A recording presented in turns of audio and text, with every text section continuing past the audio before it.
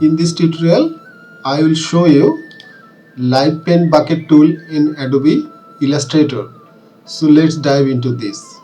I have already opened an vector file I have collected from Pixabay. So you can access light pen bucket tool from this tool. I am right clicking here. This is shape builder tool and this is light pen bucket. Keyboard shortcut is K. So I am accessing it. Light pen bucket, you can see this is light pen bucket and shortcut is key. You cannot work with light pen bucket without selecting the objects. So first of all, I am holding down Control from the keyboard and selecting the entire file. So this is light pen bucket.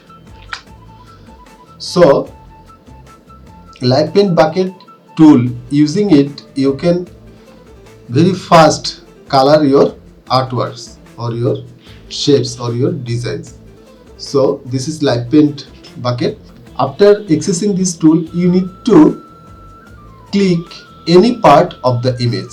You can see, I would like to show that you can see this is group here. So I am clicking here any shapes on the image. I am clicking here. You can see now this is the clicking here. Now this is a group. I would like to double click here and here is, you can see this is paint fields, paint stroke, cursor swatch, preview. So I am right clicking from the arrow key from the keyboard to change the color. I am clicking here. You can see now its color has been changed. Its color has been changed. Again, now it is red color. You can see from the swatches panel, I am right arrow, pressing right arrow. You can see yellow. I can easily color it. Now I am pressing it.